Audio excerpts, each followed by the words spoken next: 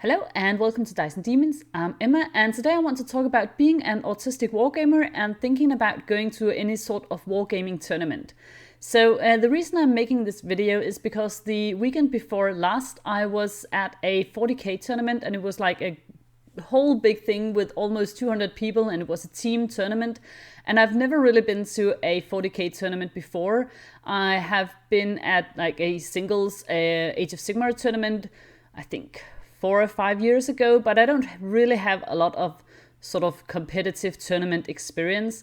And going to that tournament as an autistic person, and I also have ADHD, was quite daunting. I was really looking forward to it, but I was just also slightly terrified, to be honest.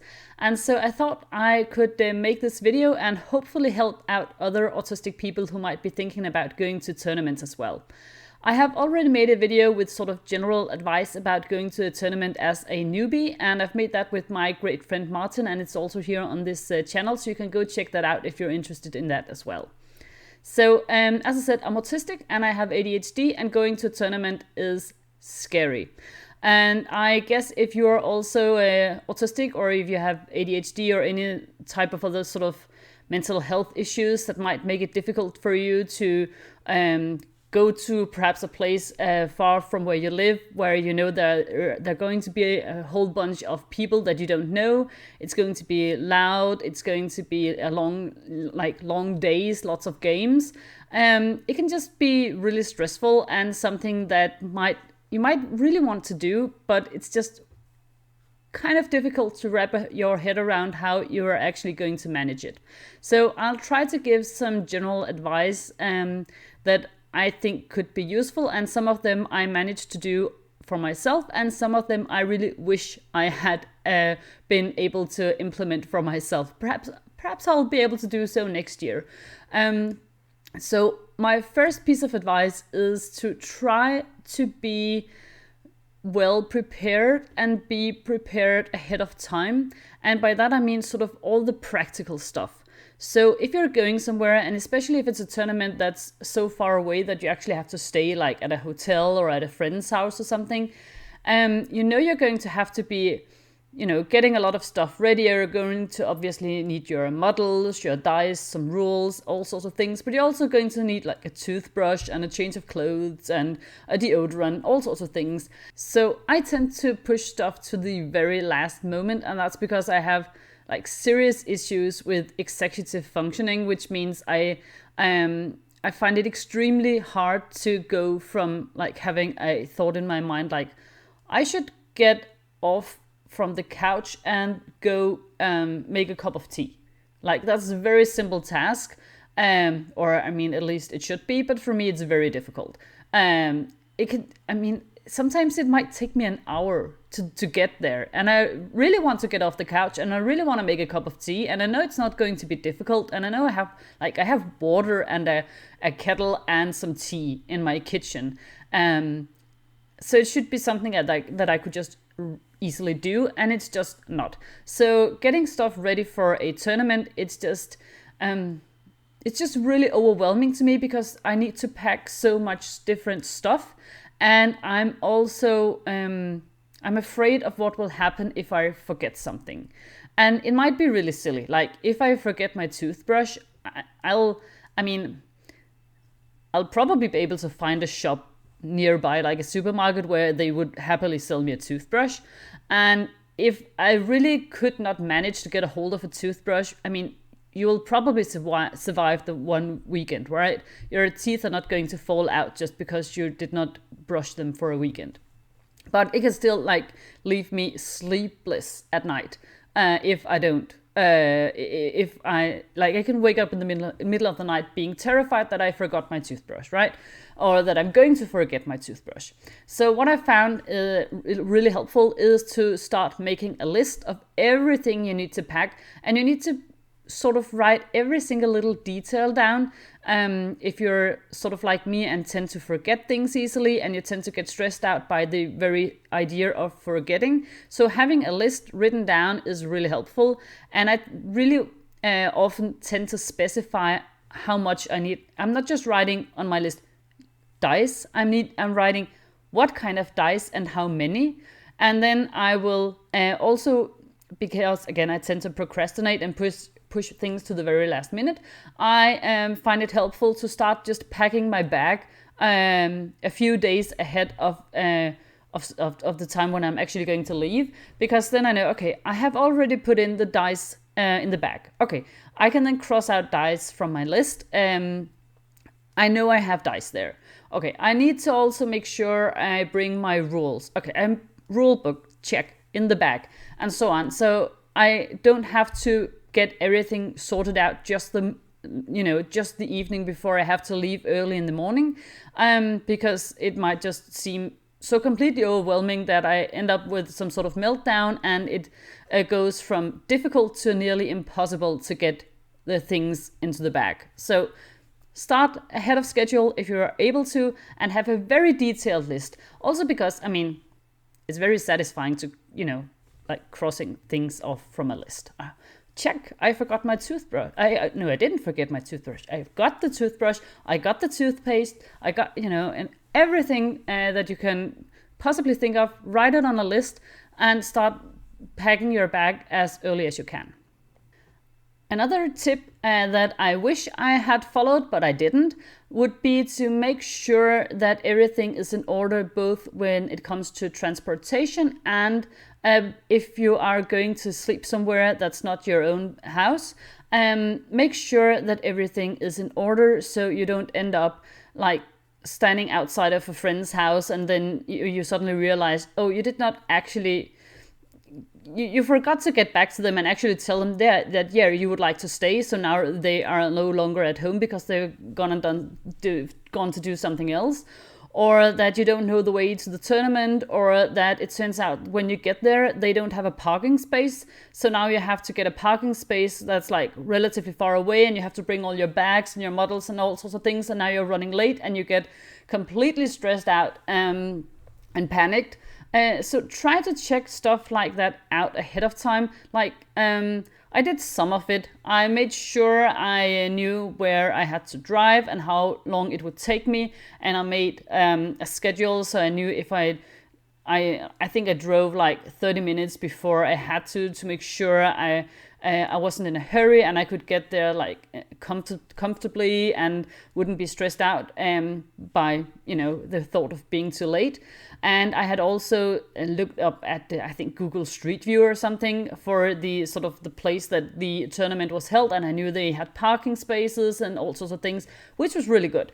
The only thing I had sort of forgot to take into account was that I had booked like a bed and breakfast online. And I had written to her, like the owner of the place, and I told her I was at this event and I would only be done late at night. So if they might be able to leave a key, or if it would be okay for them to let me in at that time. And she had answered in an email that she would probably be at home, but otherwise she would leave a key.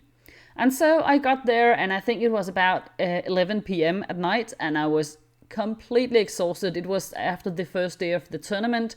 I had played 3 consecutive games of 40k. I had sort of a cold, and I had a fierce headache at the end of the night. So I felt borderline migraine, and I was so tired. And I got to the bed and breakfast place, and all the windows were dark. And I knocked on the door, and no one was there. And I did not know what to do. And because I think most people in that situation would feel pretty uncomfortable, but I would say I had what might just be described as an autistic meltdown, because I just got completely panicked. And so it was quite a sad sight, probably, if you had seen me there, because I'm like a grown woman.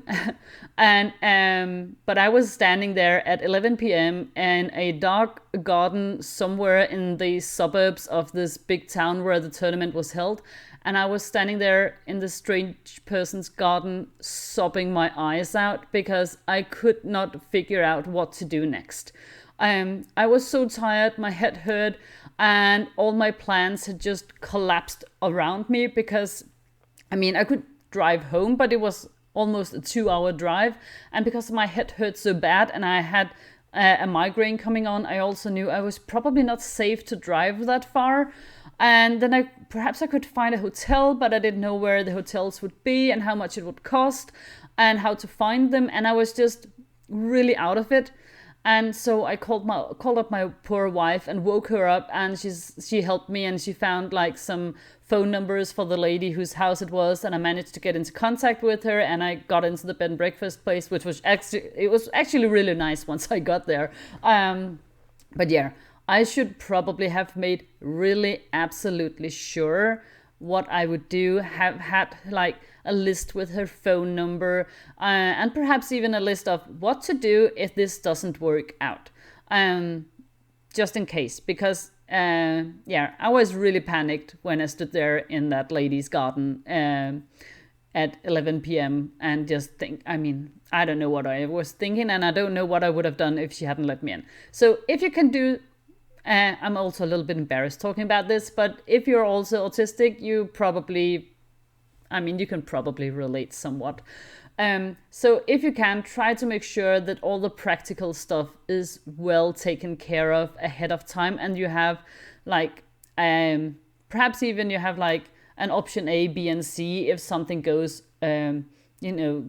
wrong for some reason, just to make sure that you will get through all the practical stuff as easy as possible, and that you don't have to be stressed out about it, and you get to spend most of your energy having fun and playing games, because that's after all what a tournament is all about, right? Another suggestion I would have is also again one that I wish I would have followed myself, and that is to bring more food than you think you're going to need. So I had just brought like a little bit of bread and some granola bars and some and a little bit of candy, but that was basically it, because I had like the idea in my mind that it's a tournament, and sure, you're going to be standing up most of the day, but it's not like it's physical exercise, right? You're not going to be running a marathon, so how much food can you really need? And I also thought, if I run out of food, or if I get really hungry for something else, there'll probably be time in the breaks where I can run out and get something. And I had completely underestimated how much mental energy going to a tournament takes. So I ate way too little food. And of course, during the breaks, I was also too tired to even consider going out and buying something. So that was stupid on my part, because, I don't know if you're stupid. I don't like calling other people stupid, so I shouldn't probably call myself stupid either. But yeah, now I know. So next time I will come better prepared with more food, because it's just a silly thing to run out of food if you can just bring enough. Also, if again, like me, you're autistic and you have some foods that they are sort of safe foods, so food that you can eat almost under any circumstance, I would try to bring that. Healthy eating is fine, and if your safe food is carrot sticks, lucky you. But even if it's some sort of junk food, it's way better to get enough than not get enough, because you want to just eat really healthily, and then you've brought a salad, and it turns out now you are so tired and overwhelmed that eating a salad is completely undoable. Then it's probably better to have granola bars and some chocolate, right? So bring enough food, and bring food that you are certain you will be able to eat. My next suggestion is about something that I know a lot of autistic people have a sort of troubled relationship with, and that is small talk.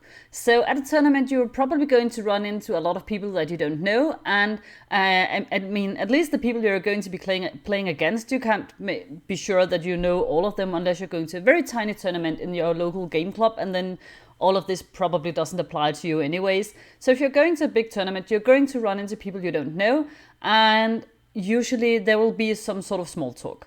And I think that's completely fine. The only thing is that I know if I get stressed out and I get really tired, small talk can be difficult for me, and I can also be a little bit anxious about it ahead of time.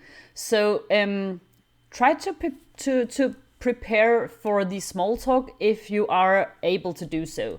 So for instance, this sounds a little bit like arrogant or conceited or something, but I knew that some people would probably have seen my very colorful orcs online, and some of them might also have seen the YouTube channel. So there was actually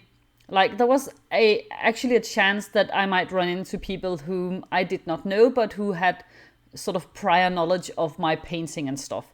And so I thought, okay, I might there might be people who come up to me and say, oh, I've seen your orcs, they look really cool, or oh, your painting is very colorful, what's up with that, stuff like that. So I tried to prepare for that, and now if you ever run into me at like an event or something, please don't feel like I don't want you to come up and say hi, because I do. It's just something that I need to prepare for, and so I do, because that makes that just makes it easier for me, because of course I want to talk to people. That's also one of the reasons I want to go to tournaments, because I mean, it's a chance to meet new people. It's just that the start of the small talk can be a little bit tricky for me to work out, especially, as I said, if I'm tired. So having a few sort of answers to common things you might be asked, or like comments that people might say to you, can be a good way of preparing to going to a tournament. So as I said, if people came up to me and said something like, oh, I've seen some of your orcs online, they look really cool. And I kind of expected that people would say something like that, because it would be relatively rude if they just came up to me and said, you know what, I've seen your stuff online, it looks hideous, I hate it. I mean, I'm not saying that that there weren't people there who felt like that, but no one came up to me and said that, because that would have been rude. So I had prepared, like, okay, how can I answer that? Like, you know, thank you so much. It really means a lot to me, and I'm happy you like my stuff, or whatever. So I had prepared a few things that I could answer if people came up to me and wanted to talk about like Dice and Demons. And then I had also prepared for like random small talk with people who I just happened to like, you know, stand in line with to buy a soda or whatever. So at a tournament, we're all nerds there, right? And we all have the one thing in common, that we are willing to spend both time and money on playing games with tiny toy soldiers. So it's probably a good bet that an easy piece of small talk is like the games that we're all in love with. So ask people like, so what kind of army are you playing? Or how did your games go? Or what team are you on? Or so where are you from the country? Do you have like an active wargaming community there? Or how does it work where you are? How long have you been into this hobby? Stuff like that. Most people love talking about their armies, love talking about the local community, their painting, playing games, all sorts of things. And I love talking about that as well. So if people ask me those questions, I'm like, oh, thank you for asking. Okay, I play orcs, and now I'm going to tell you all about my orc army and why it's an amazing army. And it's just nice to be prepared, I think. Another tip that might work for some of you, I haven't actually tried this out myself, but I really noticed when I was at the tournament and we were more than 200 people in like a big giant like sports arena thing, indoor sports arena thing. And it was just really loud and really noisy, and it wasn't because people were, shouting or anything, but it's just like 200 people playing games and throwing dice and moving stuff around and talking. It's just loud. So perhaps some sort of noise cancelling headphones or earplugs or something might be a good idea. I don't own a set of noise cancelling headphones, not because I'm not interested in them, but because I'm not really great with technical stuff. And so I've actually wanted to buy a set for at least a couple of years, but I never actually get around to doing it, because I just find all these specifications that are listed when you try to buy like electronic gear completely overwhelming. And so I haven't managed to get some yet. But I think if you had some, they might actually be a really good help. My last piece of advice would be to just try it out. See if it works for you. And if it doesn't work for you, then at least you've tried it out. You've given it a chance. You've pushed your boundaries a little bit. And even if you, let's say it's a 2-day event, and you sign up and you go, and after the first day you're just so completely exhausted that you feel like you're physically ill. And I know that can happen to me if I get too tired and too exhausted. I get physically ill. And so if you feel like that and you're not able to go the second day, but you only went the first day, please don't feel like that's a failure. Going to something new, going to something that can seem overwhelming and daunting, and something that you're not quite sure you can actually manage. If you actually do go, or if you do sign up and then you can't see it all the way through, but you did get, at least part way there, I think that's also a success in and of itself. Because it's also, a good thing to listen to yourself. So if even if you sign up and you end up not going at all, I mean, you still tried it out. You still had the experience of signing up. You had the experience of preparing in your mind, thinking about what you wanted to bring, what the army should be, what the list, the list building, all the practical aspects. So I think you still did a lot of work, even though you didn't got all the way to what you might consider the finish line. You didn't actually go to the tournament, or it didn't stay for the whole event. I mean, you still did a lot of the work, and you still pushed yourself, and you still gave it a chance. And I mean, who knows? Perhaps it'll be better next year. Perhaps you can come up with something that would make it easier for you to get a little bit further the next time you sign up. Or perhaps you now just know, okay, going to a tournament, that's just completely out of the picture for now. It's just not for me. I mean, that's cool as well. Now you know that, and you don't have to stress about whether or not you should go, or trying to make a decision anymore. So I think I think you should be really kind to yourself, even if it turns out to be not sort of the overall success that you had hoped it would be. I mean, just trying stuff out, pushing your own boundaries. That's always really, really cool and really difficult for any sort of people. And I know for fellow autistic people, that can be really stressful in and of itself. So, I mean, sign up, see how far you come, and then be kind to yourself. And perhaps, who knows, later on you'll go and you'll have a great time. And I mean, it would be really cool to, if we could, if you all were also an autistic wargamer and we met at an event, then we could have at least that also as a small talk topic. Who knows? So I hope this video was helpful. I know I certainly don't speak for all autistic wargamers out there at all. So if you have your own suggestions or ideas, please write them in the comment section, because I mean, we can all get